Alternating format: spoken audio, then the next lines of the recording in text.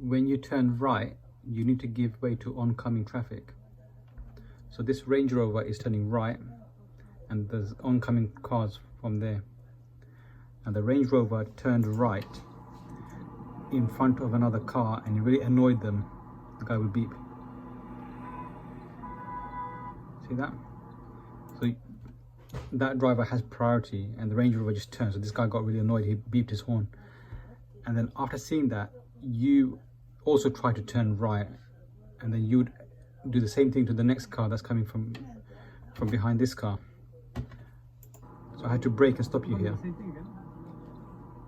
Okay, so oncoming cars have priority over you if you're turning right. Okay, now here I've asked you to pull up on the left, and there's a car right behind us, and you haven't given any signal to the car that you're going to pull over. You've just slowed down. They've got no idea why you're slowing down, and then you've given a signal. So this car here, it was right behind you. If you give an early signal, they can have time to drop back and overtake you. So you must give a signal before you start slowing down.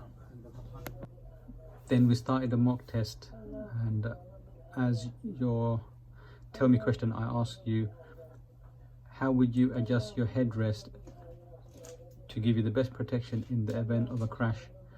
And your answer was the headrest should be on top of the seat. This is wrong. Revise the questions again. Okay, the headrest should be adjusted so that it covers the back of your head, and it should be at least as high as your ears or your eyes, so that when you lean your head back, you can feel the headrest, and your head's not going to roll over the headrest and give you whiplash. Now on the mock test, you made two serious faults. One, I had to brake and stop you from driving past a car that was pulling out from your left. Now here, I want to show you something that you've done really well.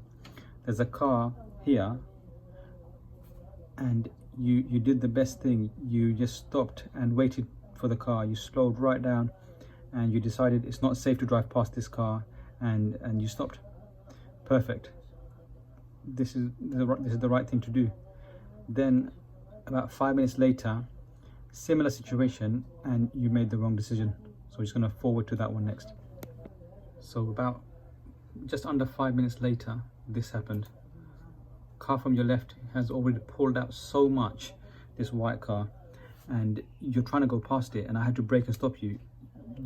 It's not safe to go past this car. I had to brake and stop you there. There's no way you should be going past that car when it's pulled out by that much. Okay, so I had to brake and stop you there, and this would be a serious fault. And your second serious fault was at a mini roundabout. I didn't say anything because you were going ahead, and you've flatlined the mini roundabout, which means you drove past it like it wasn't even there. When we got to it, I turned to look at you to see if you looked to your right. You've not slowed down, you've not looked to your right. Basically, you didn't even know it was a mini roundabout. You just drove past it. This is dangerous because if there was something coming from your right, you could cause a crash.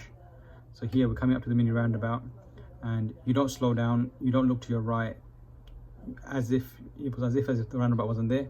You just drove past it. So this would be a serious fault. Okay, now here I ask you to follow the sign for London.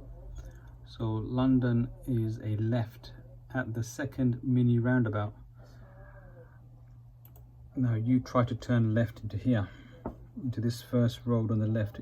There's no roundabouts here, so you got to go past these two mini roundabouts, past the first one, then turn left at the second one. Okay, so the sign showed two roundabouts.